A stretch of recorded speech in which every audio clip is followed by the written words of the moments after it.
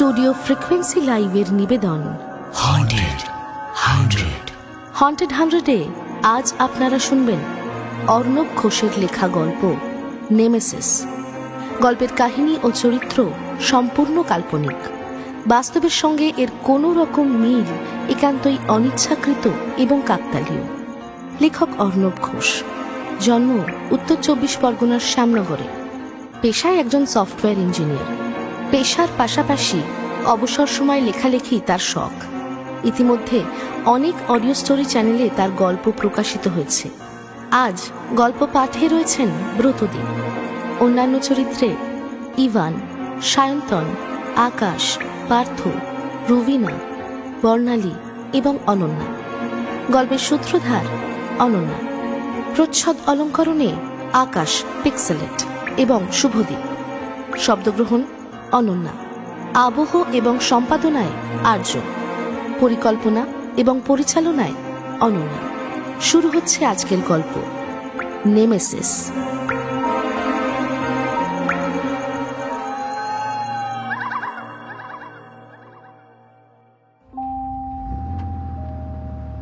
দ্রুত বেগে ছুটছিল কলকাতার ঐতিহ্যবাহী হলদে ট্যাক্সিটা হাওড়া ব্রিজের উপর দিয়ে। পিছনের সিটে বসে মোবাইলে কার সাথে যেন কথা বলছেন বিখ্যাত উড়ান বিশারদ শ্রেয়সী রায়। হ্যাঁ, আমি আগে বাড়ি যাচ্ছি। না, ড্রাইভার আসেনি, ট্যাক্সিতে যাচ্ছি। শো তো বিকেলে, আমি একটু রেস্ট নিয়ে তারপর। আর কথাটা বলে উঠতে পারলেন না তিনি। সামনে থেকে ছুটে আসা বেসামাল একটা মিনিবাসের সাথে সরাসরি সংঘর্ষ হয় সেই ট্যাক্সির।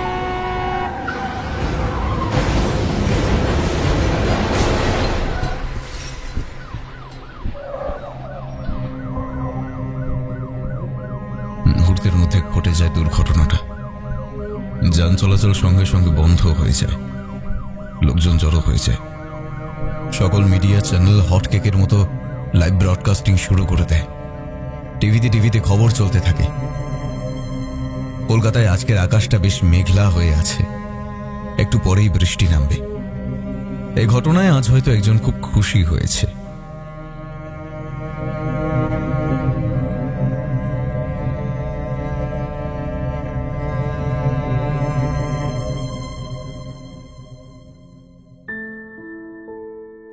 ঠিক 1 বছর আগের কথা।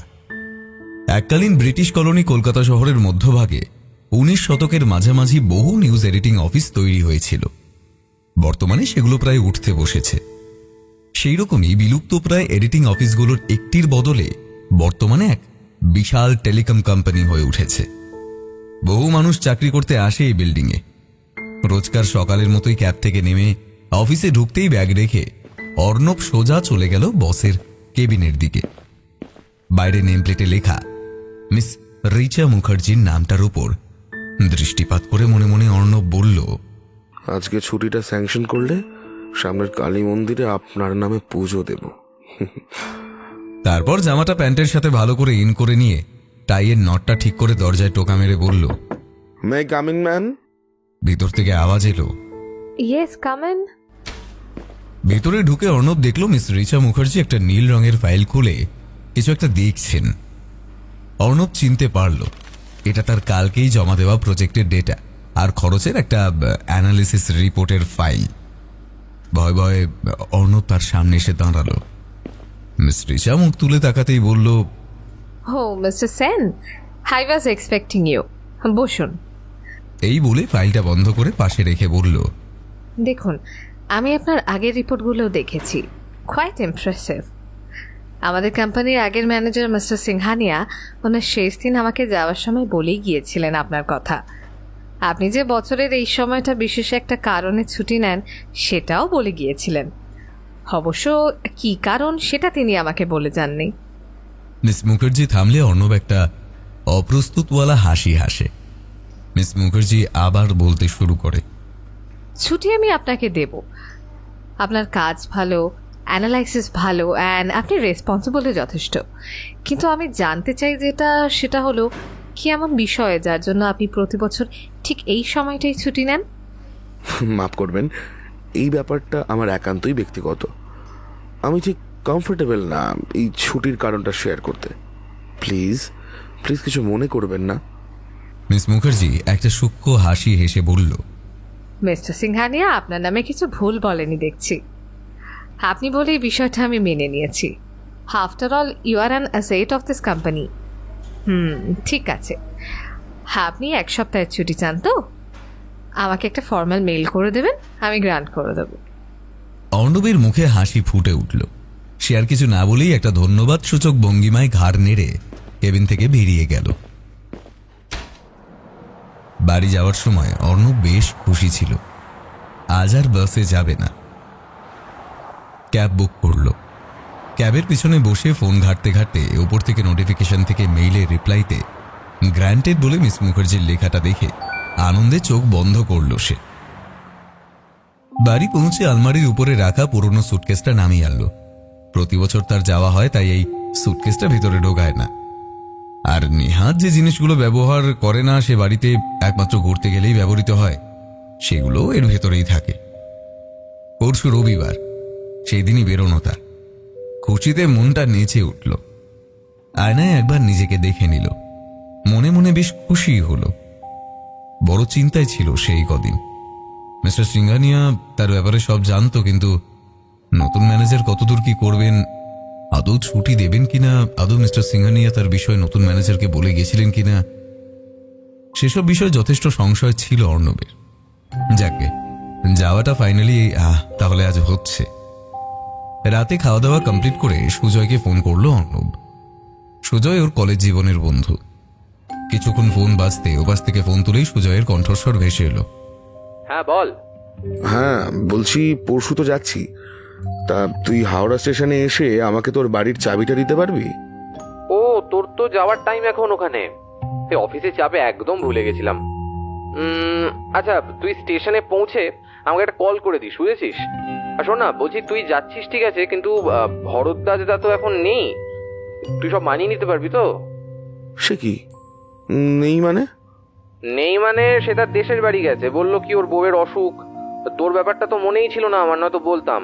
আর ওরও হয়তো মনে ছিল না। ও আচ্ছা আচ্ছা, ঠিক আছে ঠিক আছে, আমি মানিয়ে গুছিয়ে নেবো। ঠিক। হ্যাঁ, তাছাড়া ওই গ্রাম এলাকায় ঠিকই 1 সপ্তাহের মতো কাজের লোকের অভাব হবে না। একটু পয়সা ফেলতে হবে, এই যা। কিপটেমি করলে নিজের ধকল বাড়বে। এই বাজে কম বক। কোনোদিন কিপটামি করতে দেখেছিস আমাকে? হ্যাঁ, আর যেটা বলছি শুনে নে। রবিবার বেলা 11:30টার সময় আমার ট্রেন। চলে আসিস তার আগে 10 নম্বর প্ল্যাটফর্মে। ওকে? ওকে বস। এই বলে ফোন রেখে দিল সুজয়। বহুদিন পর রাতে বেশ ভালো ঘুম হলো অর্ণবের। বড় শান্তির সেই ঘুম। 2 দিন পরে হাওড়া স্টেশনে 10 নম্বর প্ল্যাটফর্মে দেখা 2 বন্ধু। সুজয় এসে একটা চাবির গোছা তার হাতে দিয়ে বলল, আমি ভেবেছিলাম তোর স্যারের বদলি হয়েছে যখন, তখন তোর যাওয়াটা লাটে উঠেছে। ম্যাডামও যে রাজি হবেন সেটা আশাই করিনি আমি। ট্রেনের পাদানিতে দাঁড়িয়ে অর্ণব বলল, এই শোন, ম্যাডাম যদি তোকে বা অফিসের কাউকে জিজ্ঞেস করে, তুই আবার। কথাটা শেষ করতে পারল না। সুজয় ঘাড় নেড়ে বলল, এতদিন যখন বলিনি, তখন এই শর্মার পেট থেকে কথা বের করা স্বয়ং ব্রহ্মারও ক্ষমতার বাইরে। একটা বিকট হর্ন দিয়ে মেন লাইন থেকে ট্রেনটা ছাড়ার সাথে সাথেই জানালার ধারে রিজার্ভ করা সিটে বসে পড়ে অর্ণব। বাইরের জানলা দিয়ে ছেড়ে যাওয়া শহরতলির যান্ত্রিক কোলাহলের দৃশ্যটা 2 চোখ ভরে দেখে নেয় সে। গন্তব্যে পৌঁছতে তার বিকেল হয়ে যাবে। ব্যাগ থেকে একটি মাইথোলজির বই বের করে তাতে মন দেয়, আর সাথে নিয়ে নেয় 1 কাপ লেবু চা। কিছুক্ষণ পর টিকিট চেকার এসে টিকিট চাইলে জামার বুক পকেট থেকে টিকিটটা বের করে দেখালো সে। চেকার দেখলো টিকিটে গন্তব্যস্থান লেখা শিশিরপুর। চেকার চলে যেতেই বইটা বন্ধ করে আবার বাইরে তাকালো অর্ণব। কলকাতার একটা বেনামি কোম্পানিতে সিনিয়র ইঞ্জিনিয়ারের কাজ করে অর্ণব। শখ বলতে ছিল মাইথোলজির বিষয়ে নতুন নতুন জ্ঞান অর্জন করা, কিন্তু উলু বনে মুক্ত ছড়ানোর মতো এখন সে শখ শুধু নামকে বাঁচতে রয়ে গেছে। অবসর সময়টা কাটে তার প্রাচীন ইতিহাস, দেবদেবী, পুঁথি পড়ে। এবং বন্ধুর একটা ছোট্ট কিউরিও শপ আছে, সেখান থেকে প্রাচীন মূর্তি, পেন্টিং ও অন্যান্য যা কিছু দুষ্প্রাপ্য সেসব জোগাড় করে। প্রতি বছর এই সময়টা সে কাজ থেকে ছুটি নিয়ে নেয়। ব্যাগপত্র গুছিয়ে 1 সপ্তাহের জন্য চলে আসে এই শিশিরপুরে। প্রেম বিষয়টা একসময় অর্ণব বিশ্বাস করত। সেই প্রেমের সাথে তার শখের একটা সম্পর্ক ওতপ্রোতভাবে জড়িয়েছিল। আজ সেসব অতীত। সেই অতীত ভুলতেই এখানে আসা। আকাশটা সকাল থেকেই মেঘলা করে আসছে। আগামী পরশু তার জন্মদিন। একটা দগদগে স্মৃতি আছে ওই দিন তার। সেটা বলতেই মূলত শহরের ব্যস্ততার থেকে সপ্তাহের ছুটি নিয়ে নিজেকে আলাদা করে বসিয়ে দেয় গ্রাম বাংলার কোলে।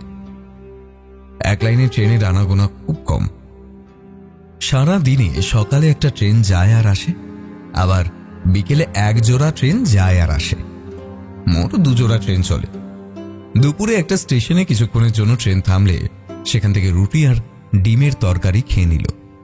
তারপর জানালার ধারে বসে একটা বাংলা গান মিহি আওয়াজে চালিয়ে হেডফোন কানে গুঁজে সিটে গা এলিয়ে দেয় অর্ণব।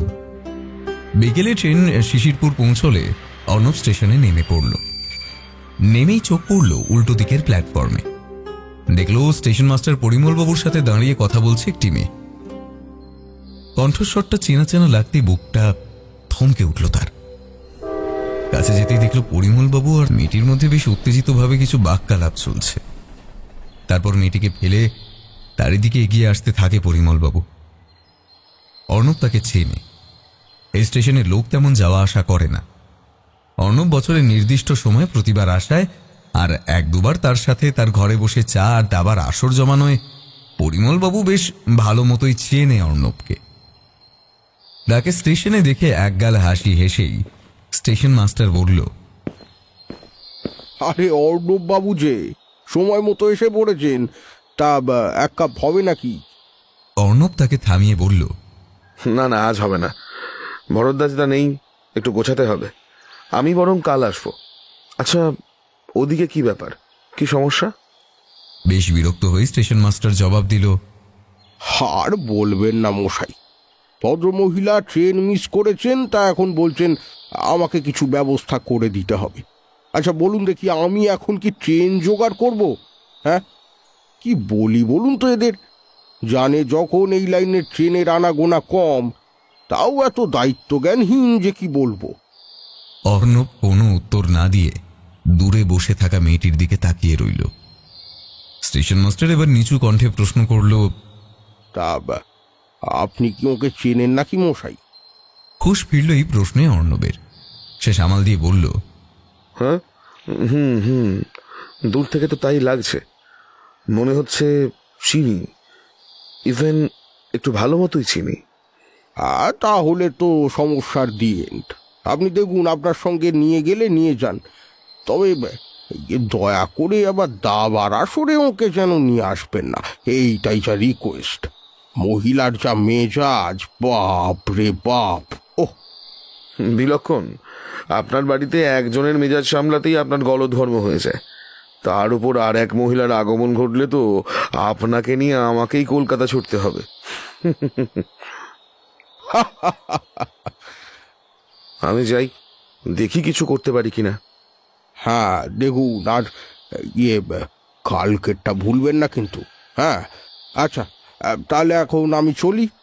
এরপরে স্টেশন মাস্টার পরিমলবাবু আবার ফিরে গেল তার সেই ছোট্ট অফিসের ঘরে। অর্ণব মনোযোগ দিয়ে এবার মেয়েটির দিকে দেখে। মেয়েটি স্টেশনের একটি বেঞ্চে হতাশ হয়ে বসে আছে, সাথে একটা ছোট জামা কাপড়ের ব্যাগ, গলায় ক্যামেরা ঝুলছে, পরনে সাদা চুড়িদার আর নীলচে ফের হয়ে যাওয়া টর্ন জিন্স আর একটা সাদা জুতো। অর্ণব কাছে যেতেই চিনতে পারল তাকে। খুব আধবোঝা স্বরে ডাকল, শ্রেয়সী। মুখ তুলে চেয়ে দেখতেই চমকে ওঠে শ্রেয়সী। বিকেলের পরন্ত আলোয় স্টেশনের পাথুরে মেঝে হলদেটে হয়ে আসছে। 2-একটা কোকিলের ডাক সেই পরিবেশের শোভা বাড়াচ্ছে।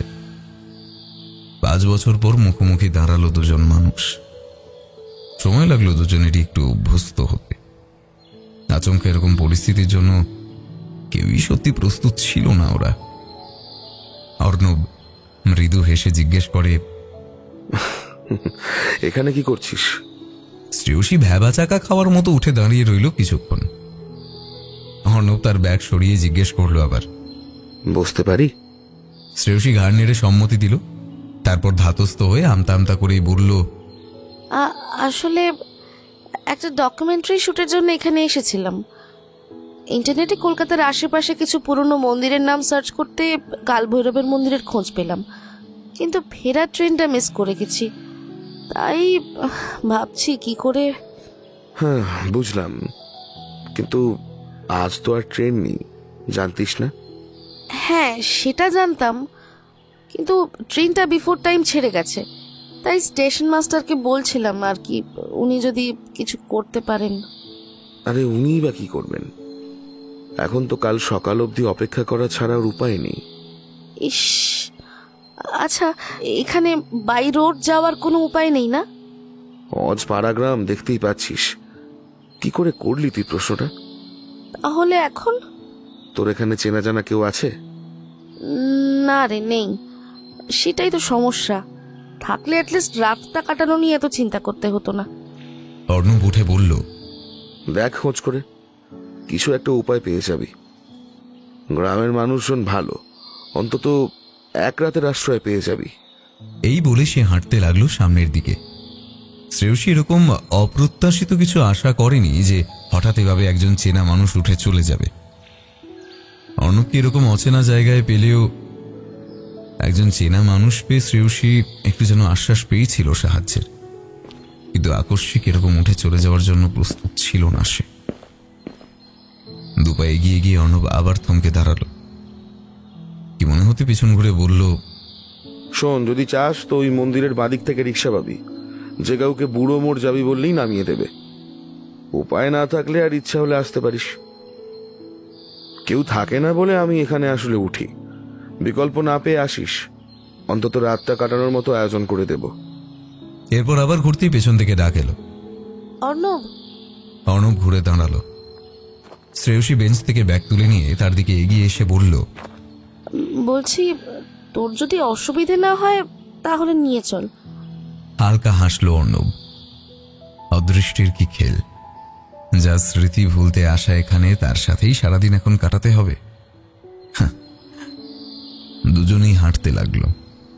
হাঁটতে হাঁটতে শ্রেয়সী অর্ণবকে জিজ্ঞেস করলো, তা তুই এখানে? আমি এখানে প্রত্যেক বছরই আসি। সারাটা বছর কোম্পানিকে দিয়ে একটা সপ্তাহের জন্য মাইন্ড রিফ্রেশের কাজ সারতে। মাইথোলজির শখটা এখনো আছে তাহলে? এক ঝটকায় অর্ণব তাকায় শ্রেয়সীর দিকে, তারপর ভ্রু কুঁচকে জিজ্ঞেস করে, কি বলতে চাইছিস? হ্যাঁ, তোর ব্যাগের খোলা চেনের পকেট থেকে জোসেফ ক্যাম্পবেলের দ্য হিরো উইথ 1000 ফেসেস বইটা উঁকি মারছে। প্লাস কথাটা শেষ হতে পারল না। অর্ণব ব্যাগটা কাঁধ থেকে নামিয়ে ব্যাগের চেন আটকাতে ব্যস্ত হয়ে পড়ল। শ্রেয়সী দেখে বলল, এখানে কাল ভৈরবের মন্দির আছে সেটা নিশ্চয়ই জানিস। মাইন্ড রিফ্রেশ করার জন্য তো কত জায়গা ছিল, এটাই কেন চুজ করলি? সেটা বুঝতে খুব একটা অসুবিধা হয় না, স্পেশালি যারা তোকে চেনে। তাই বললাম আর কি, শখটা এখনো আছে তাহলে? অর্ণব কোনো উত্তর দিল না। সে যেন জেনে শুনেই প্রশ্নটা এড়িয়ে যেতে চাইল। বিদ্যুতের এক ঝলকানি আকাশের গায়ে যেন এক রঙিন চাদর বিছিয়ে দিয়ে চলে গেল। মেঘলা আকাশ তো ছিলই, একটু পরে বৃষ্টি শুরু হলো। দেখতে দেখতে তার তেজ বাড়ল। দুজনেই সম্পূর্ণ ভিজে যাওয়ার মতো অবস্থা হওয়ার আগে একটি চায়ের গুমটির ভেতর ঢুকে পড়ল। অর্ণব ঢুকেই দোকানদারকে বলল, গোলকদা, ও গোলকদা, এক কাপ চা দাও। গোলকদা লোকটা বেশ মোটা সোটা, পরনে একটা খয়েরি রঙের টাইট স্যান্ডো গেঞ্জি আর একটা নীল চেক কাটা লুঙ্গি। সে এক গাল হেসে জিজ্ঞেস করল, সারে চিনি দেব? অর্ণব নিজের তর্জনী উঠিয়ে বুঝিয়ে দিল 1 চামচ। পরিবেশটা বেশ ঠান্ডা হয়ে গেছে, গরম চা হলে মন্দ হয় না। গোলকদা জিজ্ঞেস করল, তোমার বান্ধবী চা খাবে না? খেয়ে দেখতে কও, একবার খেলি আর বুঝতে পারবে নি কো। হ্যাঁ। অর্ণব শ্রেয়সীকে জিজ্ঞেস করল, তোর চা চলবে? সে ঘাড় নেড়ে না জানিয়ে বলল, সবাই তো তোকে বেশ ভালোই চেনে দেখছি। শহর থেকে লোক এদিকে আর কোথায় আসে বল? আমি বছর বছর আসি বলে চেনামুখ হয়ে গেছি আর কি। চায়ের দোকানের ছাউনি দিয়ে জল পড়ছে। ভেতরে রেডিওতে অস্পষ্ট কিছু একটা বাজছে, কিন্তু বোঝা যাচ্ছে না। চা দিল গোলকদা। এখানে কাপডিশের বালাই নেই, ছোট্ট মাটির ভারে চা। গরম ধোঁয়ায় আর সুগন্ধে অর্ণবের চোখ আরামে বন্ধ হয়ে এলো। চায় চুমুক দিয়ে অর্ণব বাইরের দৃশ্য উপভোগ করছিল। এই এলাকাটা একটু জমজমাট, চায়ের ছোটখাটো দোকান আর গুটি কয়েক মুদিখানার দোকান আছে। মোটামুটি একই বাজার চত্বর বলা যায়। আর একটু এগিয়ে গেলেই সবজি আর মাছের বাজার। এই জায়গাটা বেশ ভালোই লাগছে ওর। বেশ একটা বৃষ্টির গন্ধ, সোদামাটির আমেজ, হাতে গরম চা আর ওই চায়ের দোকানের জিনিসপত্র ঢোকাঢুকির এক শব্দ, সব মিলিয়ে এক দারুণ লহমা। মেঘের গর্জনে হুঁশ ফিরল অর্ণবের। এই বৃষ্টি সহজে থামবার নয়। গোলকদার কণ্ঠে অর্ণব শুনতে পেল, আজকে মন্দির এলাকা থেকে আর কোনো রিক্সা পাওয়া যাবে নি গো। সব এতক্ষণে বৃষ্টির মধ্যে মদ গিলে পড়িয়ে আছে। কথাটা শুনেই অর্ণব শ্রেয়সীর দিকে তাকিয়ে দেখল। সে অবাক দৃষ্টিতে আকাশের দিকে তাকিয়ে। চায়ের দাম মিটিয়ে অর্ণব বলল, মন্দির পর্যন্ত চল, আজ আর কিছু পাওয়া যাবে না। পাওয়া যাবে না কেন? বৃষ্টি পড়লে ওই দিকের রাস্তায় সচরাচর কোনো রিক্সা যেতে চায় না। কাদামাটিতে চাকা বসে একাকার হয়ে যায় একেবারে। তখন ওই চাকা বার করার জন্য আলাদা আলাদা লোক লাগে। আর এই বৃষ্টিতে সব এতক্ষণে হয়তো মাল খেয়ে পড়ে আছে। আচ্ছা, তোর ওই বাড়িটা কত দূরে? হেঁটে যাওয়া যাবে না? না, অনেকটাই ভিতরে। রিক্সায় প্রায় 8 ঘন্টা লাগতো। বেকার বৃষ্টিতে রোমাঞ্চ বাড়িয়ে লাভও নেই। চল, মন্দিরেই চল, রাতটা অন্তত কাটিয়ে দেওয়া যাবে। অগত্যা বৃষ্টি মাথায় নিয়ে দুজনেই এগিয়ে চলল মন্দিরের উদ্দেশ্যে। যতটা তাড়াতাড়ি সম্ভব পা চালানোর চেষ্টা করছে দুজন। ভিজে মাটির উপর দিয়ে হাঁটতে বেশ অসুবিধা হচ্ছিল, কিন্তু দুজনেই এই মুহূর্তটা উপভোগ করছিল। কিছু দূর হেঁটেই রাস্তার একপাশে একটা ভগ্নপ্রায় লম্বা দেওয়াল দেখল তারা।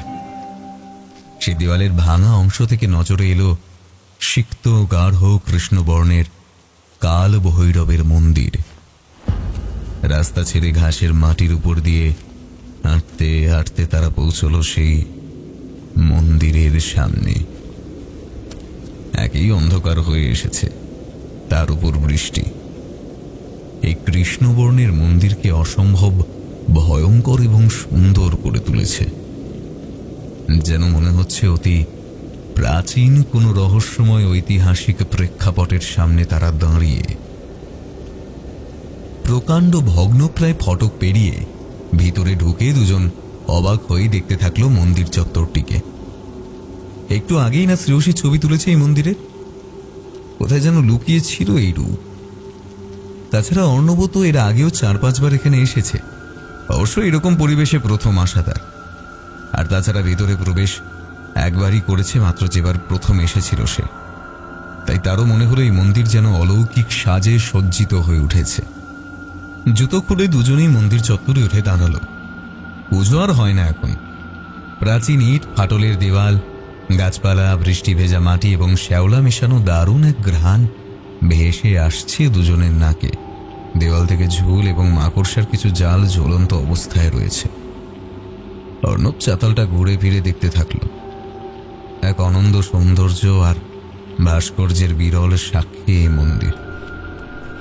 ভেজা পাথরের মেঝের উপর ছড়িয়ে থাকা গাছপালার পাতার উপর খালি পায়ের মরমর শব্দ ক্রমাগত জানান দিচ্ছে সেই পরিবেশের মহিমা। দেওয়ালের খাঁজে খোদিত রয়েছে দেবাদিদেবের অসংখ্য মূর্তি। বিভিন্ন ভঙ্গিমায় তারা অলঙ্কৃত। হাঁটতে হাঁটতে একটা দেওয়ালের সামনে এসে দাঁড়ালো সে। ভগবান শিবের অর্ধনারীশ্বর রূপ তার চোখ স্থির করে দিয়েছে।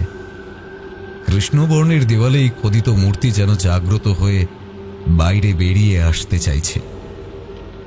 পা ছুঁয়ে একবার প্রণাম করে অর্ণব ফিরে এসে শ্রেয়সীর পাশে বসল। বাইরে তখনও তুমুল বৃষ্টি। শ্রেয়সী পেটে হাত দিয়ে বসে আছে মন্দির চাতালের উপর। অর্ণব বুঝল ওর খিদে পেয়েছে। তার নিজেরও বিকেলের পর কিছু খাওয়া হয়নি। শ্রেয়সীকে দেখল সে সম্পূর্ণ ভিজে অবস্থায় রয়েছে। এই পোশাকে থাকলে জ্বর অবশ্যম্ভাবী। দুশ্চিন্তায় অর্ণবের মাথায় ভাঁজ পড়ল। কোথায় ফেসে গেল সে? বাইরে যাওয়ার জো নেই, সুতরাং ভিতরে গিয়েই দেখতে হবে কিছু ব্যবস্থা করা যায় কিনা। উঠে দাঁড়িয়ে অর্ণব বলল, চল ভিতরে গিয়ে দেখি কিছু করা যায় কিনা। এই অন্ধকারের মধ্যে ভেতরে যাওয়াটা কি উচিত হবে? তার থেকে বাইরেই বসি না।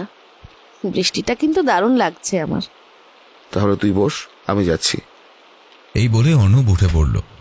মন্দিরের চাতালে পড়ে থাকা কিছু গাছের ডাল নিয়ে পকেট থেকে রুমাল বের করে ভালো করে জড়িয়ে নিল।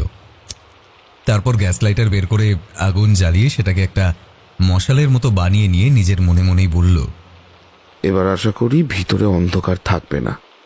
কথাটা যে শ্রেয়সীকে উদ্দেশ্য করেই বলল সেটা শ্রেয়সী বিলক্ষণ বুঝতে পারল।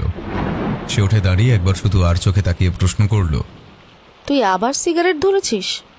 অর্ণব কোনো উত্তর না দিয়ে দরজা খুলতে ব্যস্ত হয়ে পড়ল। বিশাল মন্দিরের প্রবেশের দরজা বেশ একটু জোরালো আর গম্ভীর আওয়াজ করেই খুলল। ভিতরে ঢুকতেই তাদের চোখে পড়ল গাঢ় কৃষ্ণবর্ণের দেওয়ালে অসংখ্য ভগবান শিবের মূর্তি। কালো রঙের মধ্যেও যে এরকম সৌন্দর্য থাকতে পারে তা ওদের জানা ছিল না। ভিতরে ঢোকার সাথে সাথেই সেই বিশাল দরজা নিজেই বন্ধ হতে থাকল। শ্রেয়সী শুনতে পেল বাইরে বৃষ্টির আওয়াজ ক্রমশ ক্ষীণতর হয়ে আসছে।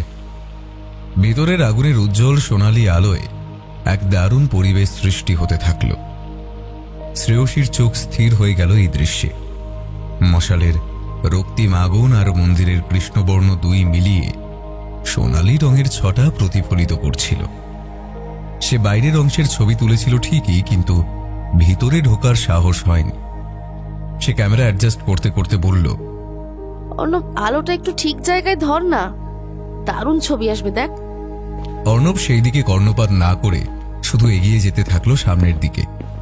আর শ্রেয়সী এই মায়াময় মুহূর্ত ক্যামেরাবন্দি করতে ব্যস্ত হয়ে পড়ল। এরপর সামনে এগিয়ে যেতেই অসাবধানতাবশত হঠাৎ একটা বড় পাথরে পা ফেলে দেয় অর্ণব। চকিত গতিতে দুজনের নজর পড়ে যায় একদিকে।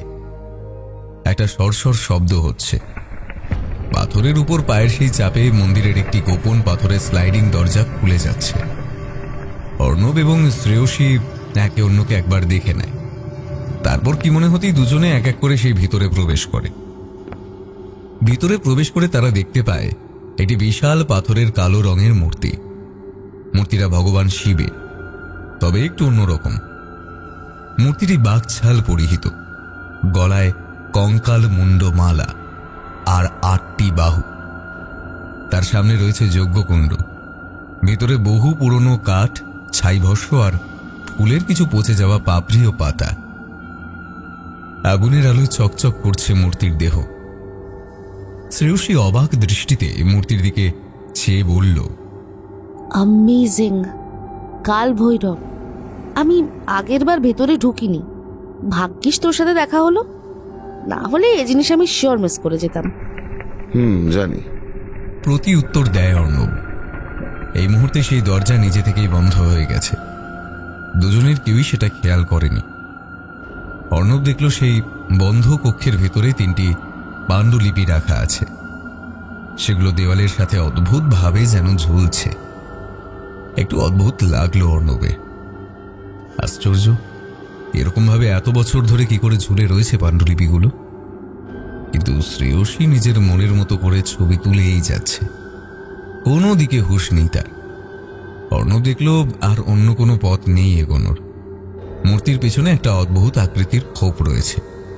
তার উপরের ভেতরের অংশ থেকে একটা ছোট জলের ধারা তীর তীর করে বয়ে চলেছে। নিচের ভেতরের একটা খড়গের মতো কাটা ছাপ রয়েছে, যেন ওখানে সত্যি এককালে কোনো খড়গ ছিল। এখন সেটা নেই। একপাশে 2টো গাছের সরু কাণ্ড পড়ে আছে। পেছন থেকে এসে আবার মূর্তির সামনে এসে অর্ণব শ্রেয়সীকে বলল, তোর হলো? যাবি তো নাকি থাকবি? হ্যাঁ হ্যাঁ, হয়ে গেছে হয়ে গেছে, চল। দেখ না বাইরে যাবার রাস্তাটা কোন দিকে। একটু পা টিপে দেখতে হবে। হ্যাঁ, এ তো আর আলাদিনের দরজা নয় যে চিচিং ফাঁক বললেই খুলে যাবে। ঠিক পাথরে চাপ লাগলেই দরজা খুলবে। তবে এই বলে অর্ণব মাটিতে পা টিপে টিপে দেখতে থাকে। শ্রেয়সী ভাবে মানুষটা কেমন যেন খিটখিটে হয়ে গেছে, কিন্তু প্রায় 10 মিনিট ধরে পরীক্ষা করেও অর্ণব সেই অংশ পেল না যাতে চাপ লাগলে দরজা আবার খুলবে। এবার একটু ভয় লাগছে তার। শ্রেয়সীকে বলল, দেখ তো মোবাইলে টাওয়ার আছে কিনা। শ্রেয়সী ফোন চেক করে বলল, কিচ্ছু নেই। ভয়ার্ত দৃষ্টিতে এবার সে মুখ তুলে একটা ঢোক গিলে অর্ণবকে বলল, আমরা বেরোবো কি করে এবার? ইতিমধ্যেই অর্ণবের হাতের মশাল এবারে নিভে গেল। হুট করে অন্ধকার নেমে এলো। এক মুহূর্তের সৌন্দর্য হঠাৎ করে উধাও হয়ে ঘন কালো বিপদ সংকেত দেখা দিতে গেল। অর্ণব কোনো উত্তর না দিয়ে মাটিতে পা ঠুকতে লাগলো।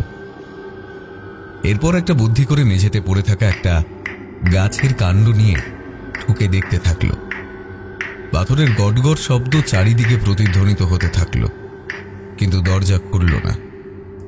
যেন কেউ তাদের বোঝাতে চাইছে, তোমরা আমার বন্দী, আর কোন রকম মুক্তির আশা নেই। রাত 11টা বাজতে চলল।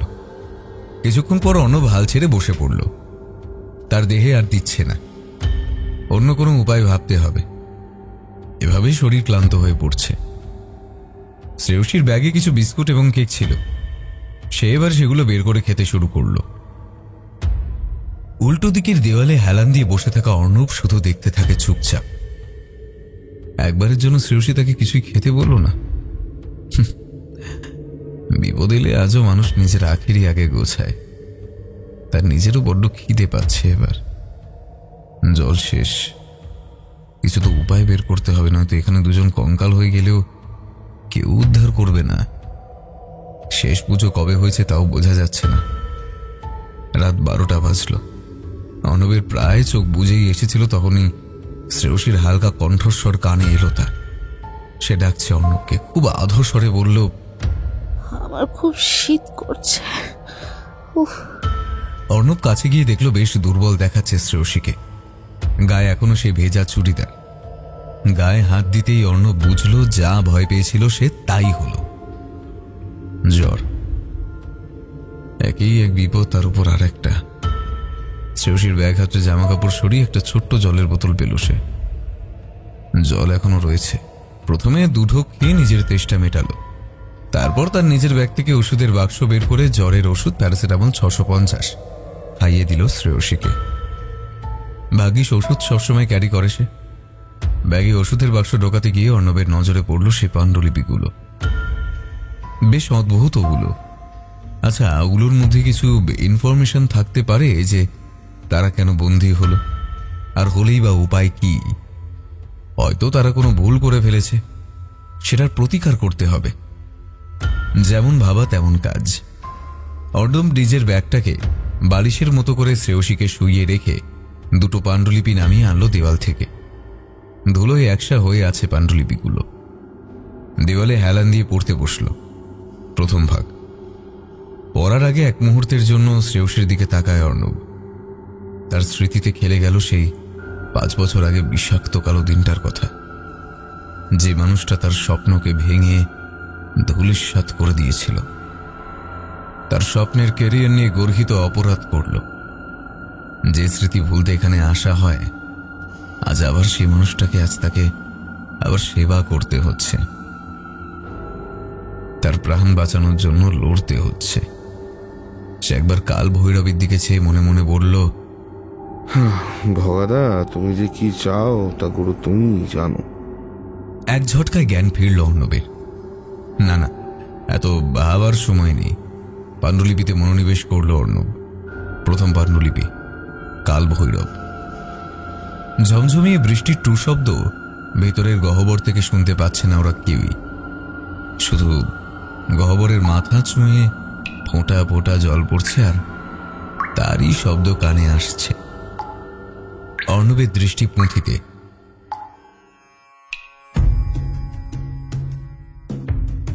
কালভৈরব ত্রিশক্তির ধ্বংসাত্মক রূপ, মহেশ্বরের এক অবতার। শাস্ত্রে কোথাও তাকে ধ্বংসাত্মক বলা হয়েছে, কোথাও তাকে পরম ব্রহ্মরূপের মানা হয়েছে। কালভৈরব ভারত ব্যতীত শ্রীলঙ্কা, তিব্বত এবং নেপালের কিছু ভাগে পূজিত হন। তার বাহন হল সারমেয়। তিনি অষ্টাঙ্গিক ভৈরবের নির্মাণ করেছিলেন। সেগুলি হল আশিতাং ভৈরব, রুদ্র ভৈরব, চন্দ্র ভৈরব, ক্রোধ ভৈরব, উন্মত্ত ভৈরব, কাপালি ভৈরব, ভীষণ ভৈরব, সংহার ভৈরব। তিনি আরও 64 প্রকারের ভৈরব নির্মাণ করেছিলেন। কথিত আছে যে 52 সতীপীঠের রক্ষার দায়িত্ব এনাদের কাঁধে। কালভৈরব নিজের হাতে ডমরু, ত্রিশূল, ফাঁসির ফাঁস, পাখি এবং ব্রহ্মদেবের ধর থেকে খণ্ডিত মস্তক ধারণ করে থাকেন। এর সঙ্গে জড়িত আছে এক কাহিনী। ত্রিশক্তির অধিকারী 3 দেবতার মধ্যে সবসময় একটি মনস্তাত্ত্বিক দ্বন্দ্ব চলে, তাদের মধ্যে সর্বশ্রেষ্ঠ কে, এই বিষয়ের উপর। ব্রহ্মদেব মনে করতেন তিনি শ্রেষ্ঠ, তাই তিনি মহেশ্বরের সকল কাজে কিছু না কিছু বাধা প্রদান করতেন। আর দেবাদিদেব খুব শান্ত মাথায় ব্রহ্মদেবের এহেন আচরণ এড়িয়ে যেতেন। কিন্তু একসময় মহাদেবের জমায়িত ক্রোধ বাড়তে থাকে এবং ধৈর্যের সীমা অতিক্রম করে। তখন মহাদেব তার নখ হতে এক শক্তির উদ্ভব করলেন, যার নাম এই কাল ভৈরব। এই কাল ভৈরব ব্রহ্মদেবের পঞ্চম মস্তক।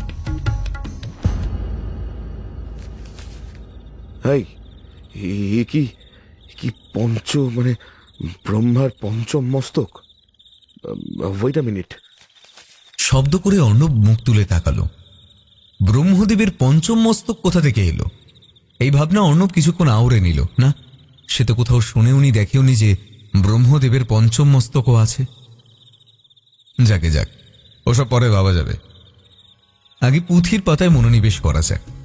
পড়তে শুরু করে অর্ণব আবার। কাল ভৈরব ব্রহ্মদেবের পঞ্চম মস্তক ধর থেকে ছিন্ন করে দেন, কিন্তু সেই ধর তার হাতেই আটকে যায়। যে পাপের প্রায়শ্চিত্ত করতে তিনি বিবস্ত্র থাকার প্রতিজ্ঞা করেন। কিছু কিছু ভৈরব মূর্তি তাই বিবস্ত্র হয়েই থাকে। কাল ভৈরবকে আমাদের মন্দিরের রক্ষাকর্তা বলা হয়ে থাকে, যার জন্য তার নামকরণ হয় ক্ষেত্রপালক। কাল ভৈরব তার ভক্ত তথা অনুগামীদের রক্ষা করেন ষড়রিপু, কাম, লোভ, ক্রোধ ইত্যাদির হাত থেকে। শোনা যায় তার হাতে একটি দণ্ড দেখা যায়, যা দিয়ে তিনি এই পাপে পাপীদের শাস্তি দেন। তাই তাকে দণ্ডপাণি নামকরণ করা হয়। ভগবান শিবের মন্দিরের চাবি থাকে কাল ভৈরবের মূর্তির কাছে। অর্ণব সামনের মূর্তির দিকে তাকিয়ে একবার দেখল সেই মূর্তির হাতেও একটি দণ্ড আছে, অর্থাৎ এটি কাল ভৈরবের দণ্ডপাণি রূপ। প্রথম পুঁথি রেখে অর্ণব দ্বিতীয় পুঁথি ধরল, দ্বিতীয় পাণ্ডুলিপি। দণ্ডপাণি ভৈরব দ্বিতীয় পাণ্ডুলিপি পড়তে পড়তে অর্ণবের রক্ত হিম হয়ে গেল। এটি কাল ভৈরবের দণ্ডপাণি বিগ্রহের মন্দির।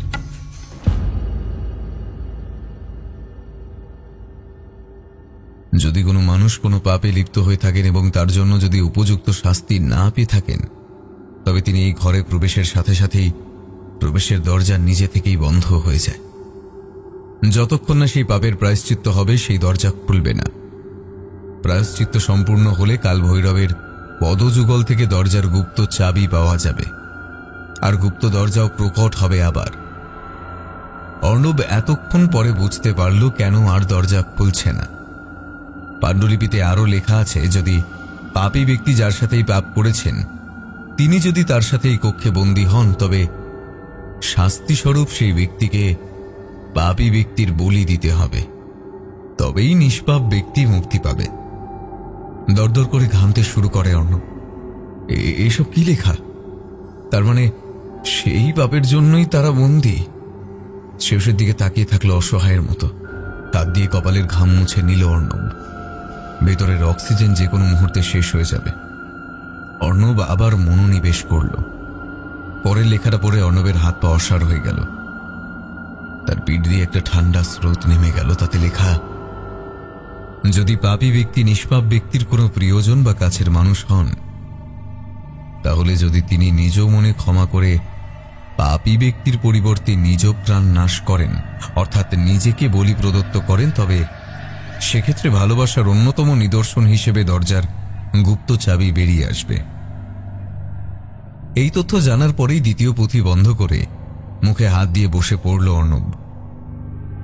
দৃষ্টি সোজা হয়ে সামনে থাকা ঘুমন্ত শ্রেয়সীর দিকে। একটা রাগ আর দয়া মেশানো অদ্ভুত অনুভব হলো অর্ণবের মনে। চোয়াল শক্ত হয়ে এলো তার। এখন যে কোনো একজনই এই অবস্থা থেকে মুক্তি পাবে। বাইরের প্রকৃতি আর অর্ণবের মনের অবস্থা দুই এক। তখন তোলপাড়। কালো রাত্রির অবসান ঘটিয়ে নতুন করে একটা দিন শুরু হলো। কিন্তু বন্দি দশায় থাকলে কি দিন কি রাত কিছুই বোঝা যায় না। হয়তো এটাই অর্ণব অনুভব করেছিল। শরীর অত্যন্ত দুর্বল, এখান থেকে বেরোতে না পারলেও হয়তো খিদে আর তৃষ্ণা আরো দ্রুত তাদের শেষ করে দেবে। এক দৃষ্টিতে মাটিতে পড়ে থাকা দুটো পুঁথির দিকে তাকা। 3 নম্বর পুঁথি পড়ার মতো সাহস আর হচ্ছে না তার, কিন্তু তবু পড়তে হবে। আধা তথ্য জেনে কাজ করলে পরে হিতে বিপরীত হতে পারে। এই ভাবতে ভাবতে তার দৃষ্টি সোজা চলে গেল দেওয়ালে ঝুলন্ত অবস্থায় থাকা 3য় পুঁথির দিকে। তার মুখ দিয়ে কোনো শব্দ বেরোচ্ছে না, শুধু ওপরের অংশ থেকে জল চুয়ে চুয়ে পড়ার শব্দ প্রতিধ্বনিত হচ্ছে বারবার। 3য় পুঁথি পেরে আনল সে। এতে লেখা আছে বলি দেওয়ার নিয়ম এবং সময়াবলী, এবং বলির পরবর্তী যে যে কাজ তা সবিস্তারে বর্ণিত হয়েছে। এক মনে পড়ে যাচ্ছিল সে। শ্রেয়সী তখনও ঘুমে বিভোর। ঘুমিত নাকি অজ্ঞান, কে জানে কি হয়েছে। 3য় পুঁথি পড়তে পড়তে অর্ণবের মনে ঘুরতে থাকে সেই 5 বছর আগের পুরনো স্মৃতি, যার জন্য আজ তারা বন্দী।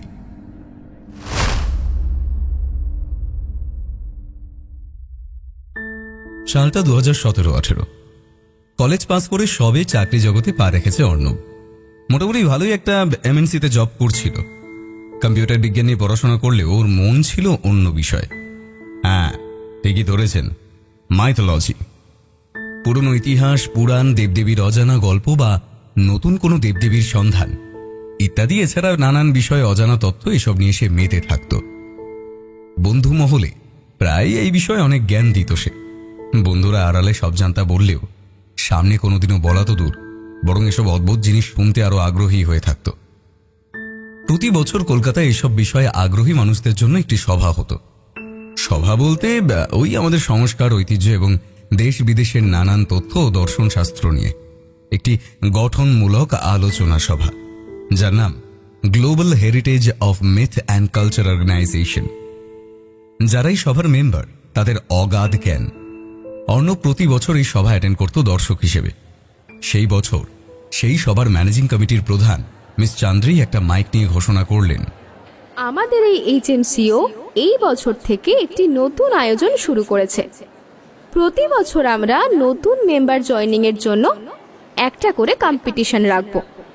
প্রত্যেকে যে যার ইচ্ছে মতো কোনো বিষয় বেছে নিয়ে আমাদের এই সভায় এসে জমা দিয়ে যাবেন। সময় আগামী 10 মাস।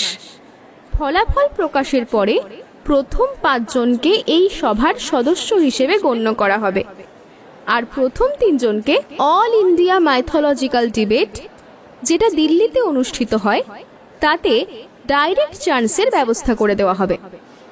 তারা আমাদের এই সভার মেম্বার হিসেবে ডিবেটে অংশগ্রহণ করবে। শুধু একটাই অনুরোধ, কেউ কারোর লেখা চুরি করবেন না।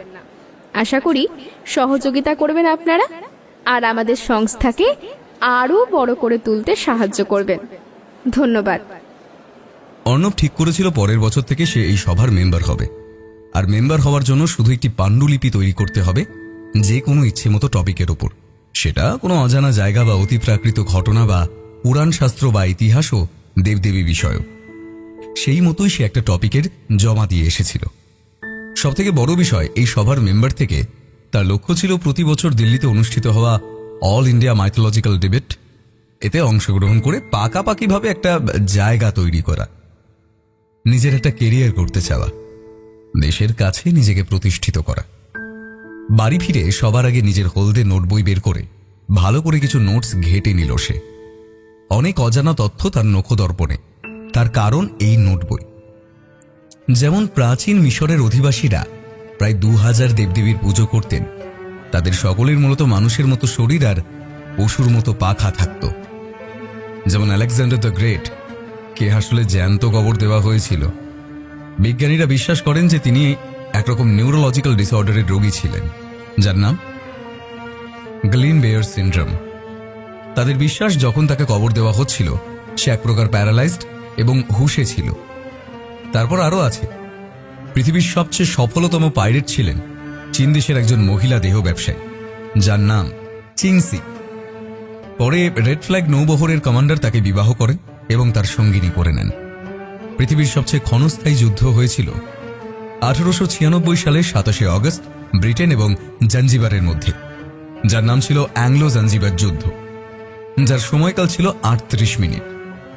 আরও অনেক কিছু তথ্য রয়েছে তার নোটবুকে, যেগুলো তাকে আকৃষ্ট করে নতুনকে আরো বেশি করে জানার জন্য। এসব তথ্য সে কাউকে জানাতো না, একজন ছাড়া, স্কুলের প্রথম বন্ধু তথা তার তৎকালীন প্রেমিকা শ্রেয়সী রায়। ছোট্ট থেকে টিফিন ভাগ করা থেকে পড়াশোনার নোটস ভাগ করা, আর তারপর আস্তে আস্তে গড়ে উঠতে থাকে এক নিখাদ বন্ধুত্ব, এবং সেখান থেকে প্রেম। যদিও প্রেম যে নিখাদ ছিল না সে কথা অর্ণব জানে অনেক পরে।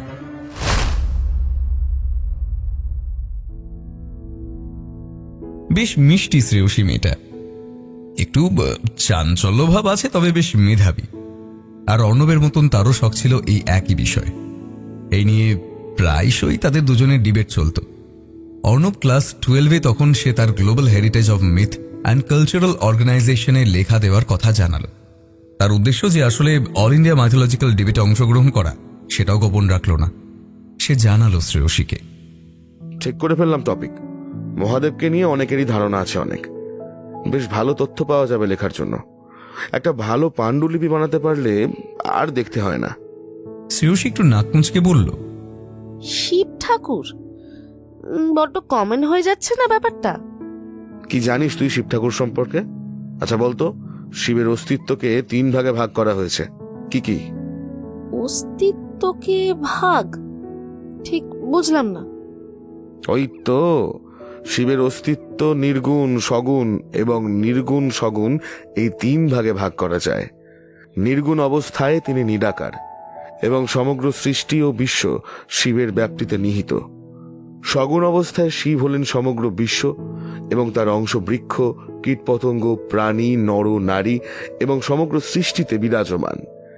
এই অবস্থায় তার থেকে সমস্ত রূপের উদ্ভব হলেও কোন রূপই তার বর্ণনা করতে পারে না। আর নির্গুণ সগুণ রাজ্যে শিবকে শিবলিঙ্গ রূপে পূজিত করা হয়। শিবলিঙ্গম শব্দটি সংস্কৃত মূল শব্দ শিব এবং লিঙ্গম এর থেকে উদ্ভূত হয়েছে। শিব মানে প্রভু আর লিঙ্গম মানে মার্ক, চিহ্ন, প্রতীক প্রভৃতি আর কি। তাই শিবলিঙ্গম তার সৃষ্টির মধ্যে প্রভুর চিহ্ন। পৃথিবীর সবকিছুই একটি গম্বুজ, একটি বল, একটি পিণ্ডি থেকে উদ্ভূত হয়। কিছু বুঝলে? শ্রেয়সী হাঁ করে শুনছিল এসব, তার ঘাড় নেড়ে হ্যাঁ বলল। অর্ণব একটা রাশভারী কণ্ঠে বলল, দেখেছিস, যা ডেটা আছে না, কেউ প্রশ্ন করলে পাল্টা জবাব আমার ঠোঁটের গোড়ায় থাকবে। আচ্ছা, আমি একটা প্রশ্ন করি? হ্যাঁ কর। বলতো, মহাদেবের মোট কটা অবতার আছে? তুই কটা জানিস? সত্যি বলতে আমি বেশি একটা জানি না। ওই তো নন্দী, বীরভদ্র, দুর্বাসা, হনুমান, কৃষ্ণদর্শন, অবধূত, আর হ্যাঁ, বেশি না, আর মাত্র 13টা আছে। আরো 13টা? কি কি? ফ্রিতে কেন বলবো, পাণ্ডুলিপি কিনে পড়বি। তুই শিওর যে তোরটাই বেস্ট হবে? 100%। ঠিক আছে, কিনবো, কিন্তু একটা শর্তে, যদি পাণ্ডুলিপিটা জমা দেওয়ার আগে আমায় পড়তে দিস। অর্ণব কিছুক্ষণ ভেবে বলল, ভালোই হবে। ঠিক আছে, তুই বলেই দিচ্ছি আর কি। একদিক থেকে তো প্রুফ কারেকশনটাও না হয় তুই করে দিবি, দিস কেমন? 100 টাকা লাগবে, দে। এই বলেই শ্রেয়সী হেসে উঠল। সে কি হাসি! অর্ণব যেন সব ভুলে যায় ওই হাসিতে। প্রায় 8 মাস লাগলো অর্ণবের সবকিছু ঠিকঠাক করে লিখতে। তারপর সেটা একদিন স্কুলে সকলের আড়ালে শ্রেয়সীর কাছে হস্তান্তরিত করল। তার কিছুদিন পর স্কুল থেকে ফেরার পথে পাড়ার একজন ছোকরা মন্টু এসে পাণ্ডুলিপি অর্ণবের হাতে আবার ধরিয়ে দিয়ে গেল। অর্ণব বেশ অবাক হল। কি ব্যাপার, শ্রেয়সী তো নিজেই দিতে পারত, মন্টুকে ধরানোর কি ছিল? এসব মূল্যবান জিনিস যার তার হাতে দেওয়া উচিত নয়। একটু রাগ হলো অর্ণবের। যাকে বাড়ি পৌঁছে সে আগে চলে গেল ক্লাবে। সেখানে গিয়ে নিজের নাম এন্ট্রি করে পাণ্ডুলিপি জমা দিয়ে আসে। বাড়ি ফিরে এসে আগে শ্রেয়সীকে খবরটা দেওয়ার জন্য সে ফোন করে, কিন্তু ফোন বারবার বিজি আসতে থাকে। কিছু বুঝে উঠতে পারে না অর্ণব। প্রথমে মন্টুর হাত দিয়ে লেখা পাঠানো, এখন ফোন রিসিভ না করা। কোনো সমস্যা হলো নাকি? কাল একবার ওর বাড়ি গিয়ে দেখে আসবে। রাতে খাওয়া দাওয়া সেটা একটা সিগারেট ধরিয়ে বাইরে ব্যালকনিতে দাঁড়িয়ে নিজেকে আগামী 5 বছর পরে কোথায় দেখছে সেটাই অনুভব করছিল।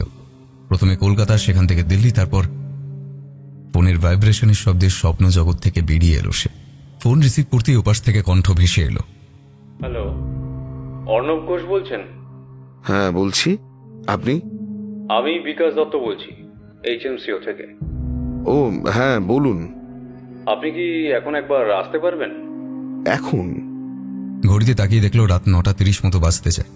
বলছি কাল সকালে গেলে হবে না? অলরেডি 9:30 বাজতে চললো। আসলে একটু আর্জেন্ট, একটা গন্ডগোল হয়ে গেছে, তাই বলছি আর কি। গন্ডগোল? কি গন্ডগোল? সেটা আপনি এলেই বুঝতে পারবেন। ঠিক আছে, আচ্ছা আমি আসছি। ফোন রেখে অর্ণব ভাবতে বসে।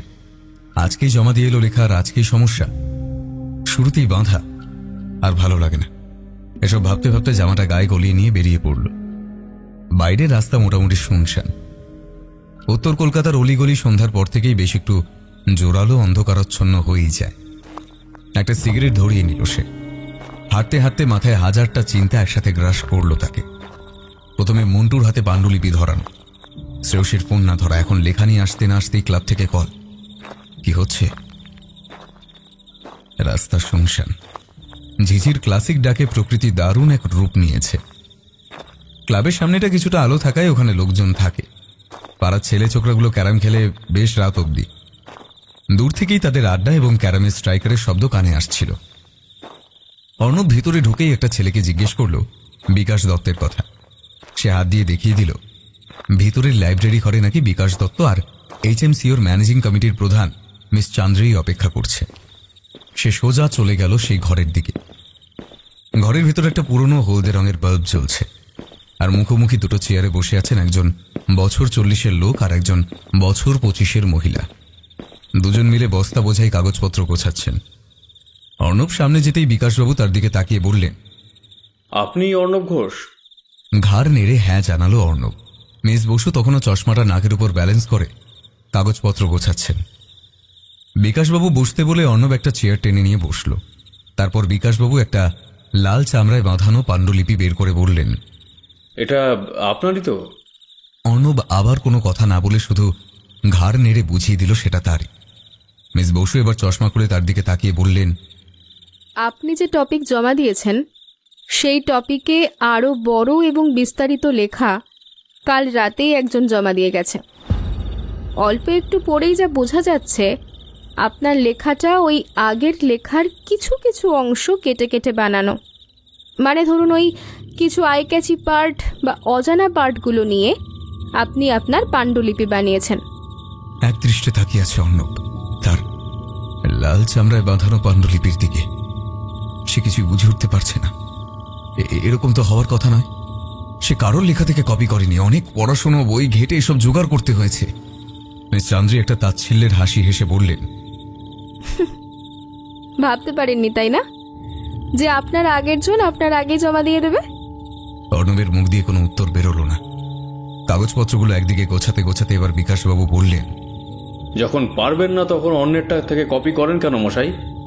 আমরা তো বলেছিলাম যে এসব চলবে না।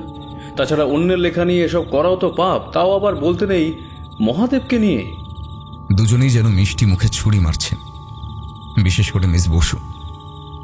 যতই তিনি টেরিয়ে বেঁকিয়ে কথা বলুক, তার মুখে একটা বিরক্তিকর হাসি লেগেই আছে সবসময়।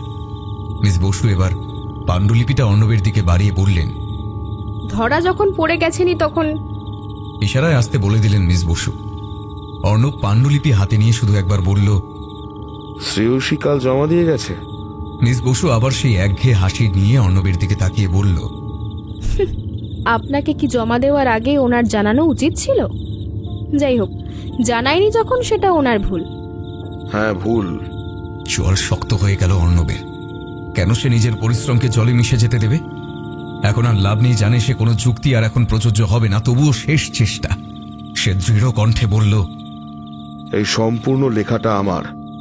যে আগে দিয়েছে সে কাল অবধি আমার এই লেখা নিয়ে রেখেছিল। আজ আমি ফেরত পেয়েই এক হাত তুলে থামতে বলল মিস বসু। তিনি এবার বেশ শক্ত ভঙ্গিতে বললেন, দেখুন, আমরা এখানে স্কুল টিচারই করতে বসিনি যে আমরা দেখব কার্ডটা কে টুকেছে অ্যান্ড অল। আমরা আগে শ্রেয়সী ম্যাডামের লেখা পেয়েছি, পরে আপনারটা। বাংলা হিসেব যেটা করে আমরা সেটাই করছি। আর এক মুহূর্তের জন্য আমরা যদি আপনার কথাটাকে সত্যি ধরে নিই, তাহলে দোষ তো আপনারই। কেন দিয়েছিলেন নিজের লেখা, যখন জানেন এর ওপর আপনার একটা দারুণ ভবিষ্যৎ নির্ভর করছে? We are very sorry to say, আমাদের আর কিচ্ছু করার নেই, আপনি আসতে পারেন। এরপর আর কোনো কথা বলা চলে না। এখানেও সুন্দর করে মিস বসু অর্ণবেরই দোষ পেলেন। যুক্তিটা যেন সজোরে একটা থাপ্পড়ের মতো লাগলো। সত্যি তো, কেন দিয়েছিল সে এত ভরসা, এত বিশ্বাস? এত বছরে তিল তিল করে গড়ে তোলা এক সুন্দর বন্ধুত্ব আর ভালোবাসাটা একটা সামান্য স্বার্থে। মিস বসুর আবার একটা তীক্ষ্ণ বান ধেয়ে এলো অর্ণবের দিকে, আর এটা ছিল একদম মারণ বান। ও হ্যাঁ, আর প্লিজ অন্য কোনো লেখা আমাদের সংস্থায় আর কখনো দেবেন না, আমরা কোনো রিস্ক নিতে চাই না।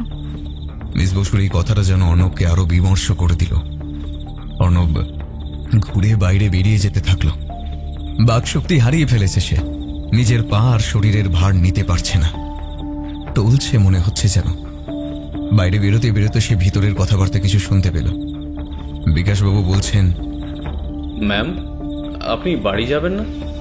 আর মোড়া ভাঙা কণ্ঠে মিস মুখার্জি বলছেন, হ্যাঁ উঠবো বিকাশদা, এবার একটা লোক রাখবো ভাবছি এসব 2 নম্বরই ধরার জন্য। আপনি কিন্তু ওনাকে একটু ভদ্রভাবেই বলতে পারতেন ম্যাম।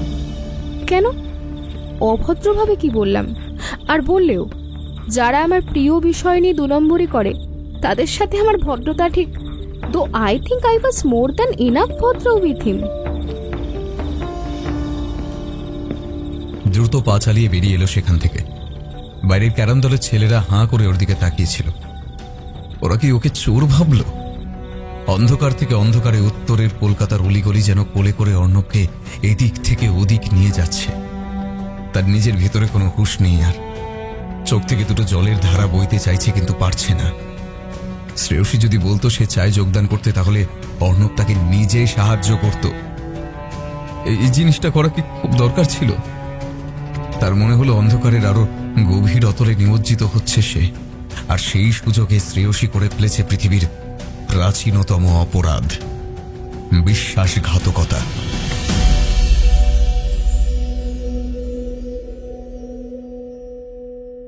বাইরে বৃষ্টি ততক্ষণে থেমে গেছে, কিন্তু সেই থেমে যাওয়ার শব্দ প্রাচীন মন্দিরের বদ্ধ গহ্বরের নিশ্ছিদ্র নিস্তব্ধতার জালিকাকে ভেদ করে ঢুকতে পারল না। চুয়ে পড়া জলের দিকে তাকিয়ে আজ পুরনো গল্পটা একবার যেন মনে মনে ঝালিয়ে নিল। দাঁতে দাঁত পিষল একবার। আজ যে জায়গায় শ্রেয়সী দাঁড়িয়ে, সেখানে তার থাকার কথা ছিল। তার স্বপ্নের কেরিয়ারে আজ দাঁড়িয়ে তার প্রাক্তন প্রেমিকা, আর আজ সুযোগ দিয়েছে ভগবান হিসেব এক এক করার। প্রাণে মারতে হবে এই কথাটা ভেবেই আবার একটু নরম হয় অর্ণব। এত কঠিন শাস্তি। নরমের মনে পড়ল শ্রেয়সী এই লাইনে অনেক উন্নতি করেছে। সে পেপারে নিউজ আর্টিকেলে খোঁজ খবর রাখত। শ্রেয়সীর যে অবদান ছিল তার জন্য দিল্লি এনশিয়েন্ট সোসাইটি তাকে আজীবন এই ভ্রমণ কার্য এবং রিসার্চ চালিয়ে যাওয়ার খরচ দিতে প্রস্তুত হয়েছে। দুটো বই প্রকাশ পেয়েছে শ্রেয়সীর, ভারতের বিভিন্ন প্রান্তের ধর্মীয় কুসংস্কার আর বিশ্বাসের ওপর। গত 3 বছরের মধ্যে ভারতের প্রায় 11 জায়গায় প্রাচীন পরিত্যক্ত মন্দিরের সন্ধান পেয়েছে শ্রেয়সীর নেতৃত্বে। 12 জায়গায় খনন কার্য চালিয়ে কিছু অজানা মিসিং লিঙ্কের খোঁজ পেয়েছে ওর টিম। আরও অনেক প্রত্যন্ত গ্রামের খোঁজ পেয়েছে যেখানে সভ্যতা আজও একটা শব্দ হয়ে আছে শুধু। তাদের ভাষা, পোশাক, জীবন, সংসার, সামাজিক চিন্তা, ধর্মীয় মনোভাব সব যেন কোনো ভিন্ন গ্রহের থেকে আমদানি করা। যদি শ্রেয়সী মারা যায় তাহলে এই কাজের জগৎ একজন অন্যতম মানুষকে হারাবে। শ্রেয়সী যদিও তার এই জগৎ বেছে নিয়েছে ভুল পদ্ধতিতে, কিন্তু বর্তমানে সে নিজেকে উপযুক্ত প্রমাণ করে দিয়েছে। তবে বলি তো আজ রাতেই দিতে হবে। অন্তত পুঁথিতে যে সময়াবলী লেখা তার সাথে আজ রাত 12টার সময় মিলছে। কিন্তু বলির খড়গ কোথায়? কোনো মতে উঠে দাঁড়ালো অর্ণব। টলতে টলতে মূর্তির পেছনে যেখানে সে খড়গ চিহ্ন দেখেছিল প্রথমবার, সেখানে উপস্থিত হল। জায়গাটা ভিজে গেছে, পুঁথিতে বলা আছে এখানে যার বলি দেওয়া হবে তার 3 ফোঁটা রক্ত ফেলতে হবে। অর্ণবের ব্যাগে ফল কাটার একটা ছোট্ট ছুরি ছিল, সেটা বের করে এনে নিজের বুড়ো আঙুল কেটে 3 ফোঁটা রক্ত ফেলল। নিজেকেই বলিদান করুক সে, যতই হোক। নিজের হাতে নিজের প্রেয়সীকে কি করে বলি দেবে? শ্রেয়সী নিশ্চয়ই পারবে, ওর তো কোনো কালেই কিছু ইমোশন ছিল না। অর্ণবের দৃঢ় বিশ্বাস সে শ্রেয়সীর হাত কাঁপবে না, এমনই একজন মেয়েকে ভালোবেসেছিল সে। অর্ণব জানে যদি দুজনের মধ্যে কাউকে মরতে হয় তাহলে শ্রেয়সী মুখে না বললেও হাবভাবে বুঝিয়ে দেবে, আমি রাজি নই মরতে, তুমি আমার জন্য প্রাণ দাও। তাই আর বেকার আলোচনা করে লাভ নেই। অর্ণব নিজেকেই বিসর্জন দিক এখানে। 3 ফোঁটা রক্ত ফেলতে না ফেলতেই সেই রক্তবিন্দু একটি ছোট্ট শিবের আকার ধারণ করল। তারপর হঠাৎ করে সেই খোপের মতো অংশ 2 ভাগে ভাগ হয়ে যায়। ভেতরে অন্ধকার, কিন্তু অর্ণব স্পষ্ট বুঝতে পারে ভেতরে কিছু একটা আছে, যার উপর এখন টপ টপ করে জল পড়ছে। হাত জুগিয়ে বুঝতে পারল ভেতরে একটা শানিত অস্ত্র রয়েছে। অর্ণব সেটা বের করে আনতেই দেখল প্রায় গাছপালা পাতায় জর্জরিত আর সামান্য ভিজে থাকা একটা খড়গ। খড়গের গায়ে শুকিয়ে যাওয়া সিঁদুর আর রক্তের কালচে দাগ ছোপ ছোপ হয়ে লেগে আছে। একটা হাসির রেখা ফুটে উঠল অর্ণবের মুখে। খড়গ এনে সামনে এসে সেটা কাল ভৈরবের পায়ের সামনে রাখল। হুঁশ ফিরতেই শ্রেয়সী কোনো মতে উঠে বসল, এখনো বেশ দুর্বল। Good morning. আমরা কি এখনো বন্দি? তুই কি ভেবেছিলি কাল ভৈরব আমাদের বের করে দিয়েছেন? যাই হোক, বেরোনো সম্ভব, তবে আমাদের দুজনের মধ্যে যে কোনো একজনেরই। মানে মানে মানে এই যে। এরপর অর্ণব সমস্তটা খুলে বলল শ্রেয়সীকে। প্রথম পুঁথিতে কাল ভৈরবের বিবরণ থেকে শুরু করে তাদের বন্দির কারণ, মুক্তির উপায় সব শুনে শ্রেয়সী প্রায় বড় বড় চোখ করে বলল, কি বলছিস তুই এসব? আর কোনো উপায় নেই? না না, দেখ, এইসব খুনটুন আমার দ্বারা হবে না। প্লিজ তুই অন্য কোনো উপায় দেখ। আরে এসব কি আমার হাতে নাকি? উনি যা চান তাই হোক। এই বলে অর্ণব কাল ভৈরবের দিকে একটা বিনম্র শ্রদ্ধায় চোখ বুঝল। তুই আমার জন্য কেন নিজের বলি দিবি? তুই তো জানিস আমি অনাথ। নেহাত এক মামা ছিল, বোনের ছেলে বলে কলেজ অবধি পয়সা ঢাললো। এখন তো সেও আর নেই। আমার পিঠ পিছে কাঁদার কেউ নেই রে। তুই চলে গেলে এই মায়োথোলজি জগতের একটা বড় ধাক্কা লাগবে। এমনিতেও আজকাল আমরা এসব নিয়ে বেশি চিন্তিত নই। গুটি কয়েক যারা করি তাদের মধ্যে তুই একজন। আমি আমি পারবো না, আমি পারবো না তোকে মারতে, পারবো না। সেটা বছর 5 আগে অলরেডি একবার করে ফেলেছিস তুই। I am so sorry Arnab, so sorry. তুই সেদিন আমার সত্তাকে কেড়ে নিয়েছিলি। হয়তো তুই জানতি না যে বিশ্বাসঘাতকতা পৃথিবীর আদিমতম রিপু। অবশ্য তুইও বা কি করে জানবি যে ভাগ্য এইভাবে আজ তোকে ফাঁপড়ে ফেলবে? বুঝলি শ্রেয়, যাওয়ার আগে তোকে কিছু বলতে ইচ্ছে করছে। ঘড়ি দেখে নিল একবার। অর্ণব দুর্বল, কথা বলার মাঝে যথেষ্ট হাঁপাচ্ছে। সন্ধ্যে 7:30 বাজে। তোর প্রায় 24 ঘন্টার উপর খাওয়া হয়নি। বুঝতে পারছি কষ্ট হচ্ছে তোর। আর 4 ঘন্টা মতো অপেক্ষা কর। ততক্ষণ আমি যেগুলো বলছি শোন। মানুষ কেন বিশ্বাসঘাতকতা করে, এনি আইডিয়া? স্যার আমি বলছি, এর কোনো যথাযথ উত্তর হয় না, বুঝলি? শ্রেয়সী এক দৃষ্টে তাকিয়ে আছে তার দিকে, যেন কোনো সার্কাসের রিংমাস্টার বুক খুলিয়ে নিজের বীরত্বের কথা বলছে। প্রতিটা কথা চাকুর মতো ফালা ফালা করে দিচ্ছে সব যুক্তি, তর্ক, জ্ঞান, বুদ্ধি। সে বলেই চলেছে, মানুষ বিশ্বাসঘাতকতা করে নানা কারণে। শত্রুতা, টাকা, ভালোবাসা, প্রতিশোধ ছাড়া আরো অনেক জিনিস আছে যা লিস্টে ঢোকানো যায়। তবে যেটা সর্বাধিক ক্ষেত্রে দেখা যায় সেটা হলো লোভ বড় বাজে জিনিস। মহাত্মা গান্ধীর একটা উক্তি আশা করি শুনেছিস, হ্যাঁ? The world is enough for everyone's need, but not enough for everyone's greed. হ্যাঁ, তাই তো? কাল ভৈরব তোর সেই লোভকেই মারতে চায় আমার মৃত্যু দিয়ে। দেখতে দেখতে রাত 11:45 বাজলো। অর্ণব আর শ্রেয়সী দুজনেই এখন উঠে দাঁড়িয়ে আছে। একটা মিহি ঘন্টার আওয়াজ কোথা থেকে যেন ভেসে আসছে। আস্তে আস্তে তার আওয়াজ বাড়ছে, জোরালো শব্দে এখন ঘন্টা বাজছে। বড় বড় মন্দিরে আরতির সময় যেমন বিশাল ঝোলানো ঘন্টাগুলো বাজতে থাকে, সেই রকম আওয়াজ। অর্ণব বুঝতে পারলো এটা কাল ভৈরবের পক্ষ থেকে বার্তা যে তোমার সময় উপস্থিত। অর্ণব একবার শ্রেয়সীর দিকে তাকালো, নজর তার গলায় ঝোলানো প্রজাপতি লকেটের হাড়ের দিকে। একবার ডাকলো সে, শ্রেয়সী। না, কিছু না। বল প্লিজ, এখন অন্তত মন খুলে বল। আর একটু পরেই তো। জীবন খুব ছোট, বুঝলি? যতদিন বাঁচবি আনন্দ করে বাঁচবি। And my world is all about justice. And my world shall live on far behind my days. ততক্ষণে জোরালো আওয়াজের ঘণ্টা, শঙ্খনীনাদ, উলুধ্বনি, ঢাক, ঢোল, কাসর ঘণ্টা সব মিলিয়ে পবিত্র বলিদানের আদর্শ মুহূর্ত তৈরি হয়ে গেছে। সমস্ত আওয়াজ যেন গম গম শব্দে কাঁপিয়ে তুলতে লাগলো মন্দির গহ্বরটিকে। অর্ণব নিজের ঊর্ধ্বাঙ্গের বস্ত্র ত্যাগ করল। কাল ভৈরবের পায়ের সামনে পড়ে থাকা জবা ফুলের মালা নিজের গলায় ধারণ করল। সামনের বাটিতে রাখা লাল চন্দন মিশ্রণ দিয়ে কপালে তিলক করে নিল। চারিদিকে ততক্ষণে সকল শব্দ একরকম চূড়ান্ত মাত্রায় ধ্বনিত হচ্ছে। মনে হচ্ছে একসাথে 100 গ্রাম্য মহিলা উলুধ্বনি দিচ্ছে, 100 ঢাকি তাদের ঢাকে কাঠি ফেলছে, 100টা বিশাল ঘণ্টা ধ্বনিত হচ্ছে, আর একসাথে শত শত শঙ্খতে বাতাস ধ্বনিত হচ্ছে। অর্ণব চোখ বুঝে কাল ভৈরবের সামনে কিছুক্ষণ বসেছিল। রাত 11:59।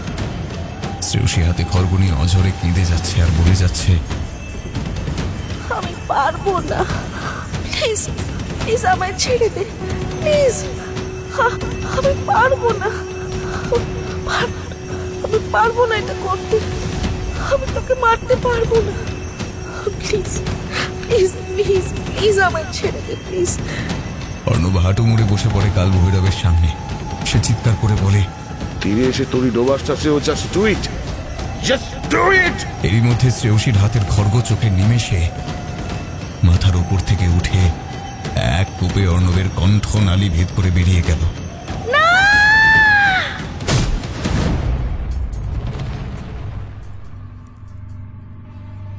একটা ধারালো অস্ত্রের কোপের শব্দ, আর সাথে সাথে এক ঝটকায় অনেকটা রক্ত বেরিয়ে এসে চোখে মুখে ছিটকে গেল শ্রেয়সীর। আস্তে আস্তে অচৈতন্য হয়ে পড়ল সে। চোখ বোঝার আগে দেখেছিল অর্ণবের মুন্ডহীন লাশটা রক্তে স্নান করছে, আর কানে আসা সেই ঢাক, ঢোল, কাসর, ঘণ্টা, শঙ্খ, উলুধ্বনি আস্তে আস্তে ক্ষীণতর হচ্ছে। এরপর সব অন্ধকার।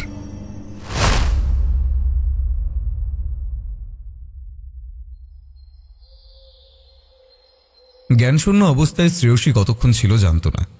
চোখ খুলল যখন দেখল সে শিশিরপুর রেল স্টেশনে একটা বেঞ্চে শুয়ে আছে। মাথাটা বড্ড ধরে আছে। আস্তে আস্তে সবটা মনে পড়ল। নিজের হাতে বলি দিয়েছে সে তার প্রাক্তন প্রেমিককে। ও সরি, প্রাক্তন তো নিজেই। অর্ণব তো কোনোদিনও প্রাক্তন হয়নি। তার বলিদানের জন্যই আজ সে জীবিত। সকালে ট্রেনটা ইচ্ছে করলেই ধরতে পারত শ্রেয়সী, কিন্তু আজ না। একই ভুল আজও করবে না। ছুটে গেল সেই মন্দিরের উদ্দেশ্যে। বাইরে সেই ভাঙা পাঁচিলের সামনে আসতেই গাটা শিউরে উঠল তার। কালকে রাতের ভয়াবহ দৃশ্যটা ভেসে উঠল চোখের সামনে। চোখের জল আজ আটকাল না সে। বড় অস্বস্তি অনুভব হচ্ছিল তার। কান্না ভেজা গলায় বাইরে থেকেই মনে মনে বলল, আমাকে ক্ষমা করে দিস অর্ণব, শুভ জন্মদিন। তুই ছিলি, আছিস, আর থাকবি। এই বলে তার ব্যাগের ক্যামেরা বের করে এই মন্দিরের তোলা সব ছবি ডিলিট করে দিল। তারপর বাইরে থেকে একবার প্রণাম করে উল্টো পথে পা বাড়ালো শ্রেয়সী। স্টেশনে পৌঁছে বসে বসে ভাবছিল, আজ নিজের একটা দোষের ভাগিদার হয়ে গেল অর্ণব। স্টেশন মাস্টার একবার নিজের ঘর থেকে মেয়েটাকে দেখে যেন চিনতে পারল। সে তাই কাছে এসে বলল, এ কি, আপনি এখনো এখানে আছেন? যাক, আজকে ট্রেন এখনো যায়নি, একটু পরে এসে পড়বে। শ্রেয়সী মুখ তুলে দেখল সেই প্রথম দিনের দেখা স্টেশন মাস্টার পরিমল দাঁড়িয়ে। সে আবার প্রশ্ন করল, ওই অর্ণব বাবু কবে আসবেন বলেছেন? আচ্ছা লোক, একবার খবর দেবে না কবে আসবে? আমি ফোন নম্বরটাও নিয়ে রাখতে ভুলে গেছি। আচ্ছা, আপনার কাছে ওর নম্বর কি রয়েছে? শ্রেয়সী আর কান্না ধরে রাখতে পারল না, উঠে অন্যদিকে হেঁটে চলে যেতে লাগলো। স্টেশন মাস্টারের কণ্ঠ শুধু কানে আসতে লাগলো, ও দিদি, আরে নম্বরটা দিয়ে যান। আচ্ছা পাবলিক মাইরি, আরে ও দিদি। ট্রেন এলে শ্রেয়সী উঠে পড়ল। জানালার ধারে ফাঁকা সিট পেয়ে বাইরের উল্টো দিকে ছুটে যাওয়া গাছপালাগুলোর দিকে তাকিয়ে সে ভাবছিল, যদি সময়কে পেছনে নিয়ে যাওয়া যেত তাহলে হয়তো সব ঠিক করে দিত। ট্রেন ফের ছুটে চলল শহরতলির গভীরে, আর আবার এক অখ্যাত নাম না জানা গ্রাম বাংলায় ঘটে গেল পৃথিবীর এক আশ্চর্যময় ঘটনা, যার সাক্ষী একমাত্র শ্রেয়সী আর আজকের দিনটা।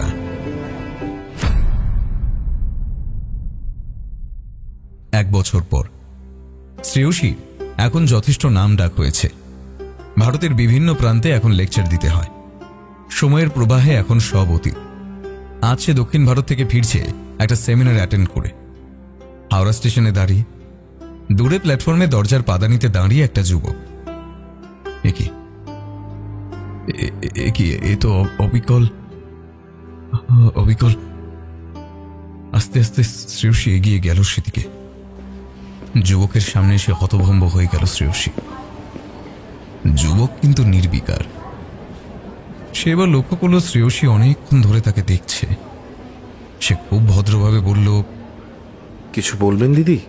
আঁতকে উঠল শ্রেয়সী। একই কণ্ঠস্বর, খুব অপ্রস্তুত স্বরে শ্রেয়সী ডাকল, অর্ণব। আগে আগে আমাকে বলছেন? সরি, আপনার হয়তো কোথাও ভুল হচ্ছে। আমার নাম অর্ণব না। আপনি হয়তো কারোর সাথে গুলিয়ে ফেলছেন। সে কি গুলিয়ে ফেলবে? এত ভুল হবে নাকি চিনতে? কিন্তু সে তো নিজের হাতে মেরেছে অর্ণবকে। তাহলে এটা কি? ট্রেন হর্ন দিয়ে ছাড়তে লাগলো। ঝিকঝিক আওয়াজের মাঝেই শ্রেয়সী প্রশ্ন করল, আচ্ছা, আপনার নাম কি? আমার নাম সাগর চ্যাটার্জি। বলেই একগাল হাসি দিল। সেই হাসি যেটা শ্রেয়সী শিশিরপুর স্টেশনে দেখেছিল, যেটা বহু বছরের চেনা হাসি। শ্রেয়সীর যেন তখনই মাথাটা ঘুরে পড়ে যাবে। একটা বেঞ্চে গিয়ে বসলো। এও কি করে সম্ভব? মোবাইল খুলে সে ডেট দেখলো 19 এপ্রিল, মানে পরশু অর্ণবের জন্মদিন। সেই হিসেবে শিশিরপুরের ট্রেন, সময় প্লাস নাম। হ্যাঁ, সাগর মানে সমুদ্র। অর্ণবের বাণীও তো তাই। শ্রেয়সী একবার মনে মনে ভাবল, সেও কি একবার শিশিরপুরে গিয়ে দেখবে, হয়তো কোনো উত্তর আছে। আর পর মুহূর্তেই মনে হলো, না থাক, কিছু উত্তর না পাওয়াই ভালো। অর্ণব কোনো আদি দৈবিক বা অতিপ্রাকৃত কারণে জীবিত, কিন্তু কোনো কিছুর স্মৃতি নেই আর। যার জন্য সে জীবিত, সে মানুষটাও যে অকালে মৃত্যু পায়নি এই ভেবেই শ্রেয়সী খুশি। ব্যাগ নিয়ে উঠে হাঁটতে থাকে সে স্টেশনের বাইরে। গল্পটা এখানেই শেষ হলে পারত, তাই না? একটা ছোট্ট টুইস্ট এর পরেও আছে। শিশিরপুর নেমেই সাগর হাঁটতে হাঁটতে স্টেশন মাস্টারের ঘরে গেল। সেখানে দরজায় টোকা মেরে বলল, বিকেলে আসবো, কিন্তু সবকিছু রেডি রাখবেন। ও আপনি? হ্যাঁ হ্যাঁ, নিশ্চয়ই, সব রেডি থাকবে। আমি ওই বিকেলে ট্রেনটা চলে গেলেই এদিকের পাট গোটাবো। আজ রাতে একটু মুরগির ব্যবস্থাও করেছি। এরপর গোলকদার দোকানে চা। রুটিন যেন বাধা। সেখানে গিয়ে দেখলো গোলকদা নতুন টিভি লাগিয়েছে। ছোট্ট একটা টিভি উপরের তাকে রয়েছে। রেডিও থেকে টিভি, মানে গোলকদার ব্যবসা জমে উঠেছে। চায়ের অর্ডার দিয়ে বাইরের দিকে তাকিয়েছিল সাগর। গোলকদা লোকটা সাদাসিধে। সেসব মৃত্যুর খবর শুনতেও ইন্টারেস্টেড না। সে চ্যানেল বদলাতে থাকে। সাগরের পর ব্যাগ থেকে একটা লাল চামড়ায় মোড়ানো প্রাচীন পুঁথি খোলে। কাল ভৈরব 3য় খণ্ড। শেষের পাতায় বড় বড় হরফে যা লেখা, তার সারমর্ম এই যে, কোনো ব্যক্তি যদি প্রিয় ব্যক্তির পরিবর্তে নিজেকে উৎসর্গ করেন, তবে প্রকৃত অর্থে ক্ষমা করার নিদর্শন হিসেবে সেই ব্যক্তিকে বলির সময় প্রিয় ব্যক্তির কোনো একটি বস্তু বাম হাতে ধরে বলি গ্রহণ করতে হবে, নতুবা গণ্য হবে সে ব্যক্তি প্রকৃত অর্থে ক্ষমা করেননি, শুধু ভালোবাসার স্বার্থে বলি দিচ্ছেন। সেক্ষেত্রে দরজা খুলবে এবং বলি প্রদত্ত ব্যক্তি পুনর্জীবন লাভ করবে। কিন্তু প্রকৃত পাপী 1 বছরের মধ্যেই মৃত্যু লাভ করবেন। সাগরের মুখে একটা ক্রূর সূক্ষ্ম হাসির রেশ দেখা দিল। সে তো এটাই চেয়েছিল। ঈশ্বরের আদালতেই আজ শাস্তি হয়েছে বিশ্বাসঘাতকের। কোনো প্রমাণ নেই, শুধু নিখাদ পরিকল্পনা করে একটি হত্যা। আচ্ছা, এটাকে কি খুন বলা চলে? না না না না, ভগবানের শাস্তিকে কি করে খুন প্রমাণ করবে তারা? গোলক তো এতক্ষণে ঠিকঠাক মন মতো চ্যানেল লাগাতে পেরেছে। গান হচ্ছে বাংলা ব্যান্ডের গান, ফসিলসের গান, আর রূপমের কণ্ঠে তখন একটাই লাইন চলছে,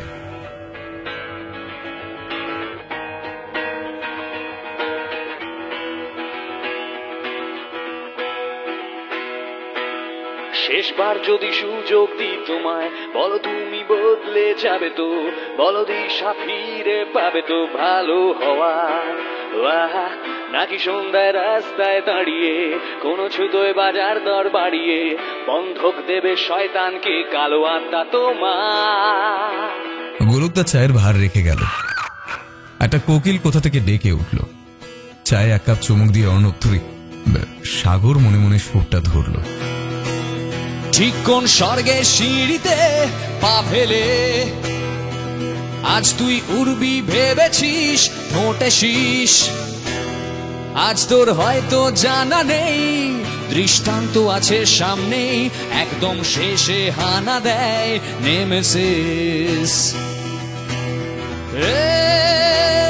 কোন স্বর্গের সিঁড়িতে পা ফেলে আজ তুই ডানা মেলেছিস ঠোঁটে শীষ, সময় নিজের খেয়ালে স্পষ্ট লিখছে দেয়ালে, তোকে ধ্বংস করতে আসছে নেমেসিস, তোকে ধ্বংস করতে আসছে নেমেসিস, তোকে ধ্বংস করতে আসছে নেমেসিস।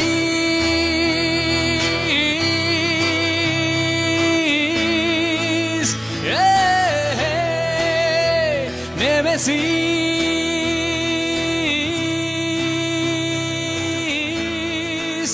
whoa, Nemesis,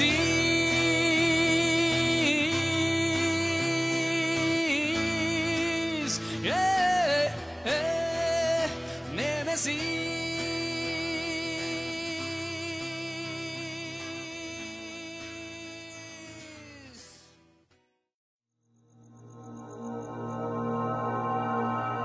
এতক্ষণ শুনছিলেন অর্ণব ঘোষের লেখা গল্প নেমেসিস।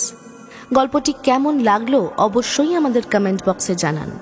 আপনার লেখা বা পছন্দের কোনো গল্প শুনতে আমাদের মেইল করতে পারেন frequencylive5@gmail.com এই ঠিকানায়, এবং ফলো করতে পারেন আমাদের ফেসবুক পেজ হন্টেড 100। হন্টেড 100-এর আরও নতুন নতুন গল্প শুনতে সাবস্ক্রাইব করুন আমাদের ইউটিউব চ্যানেল। শুনতে থাকুন। Haunted 100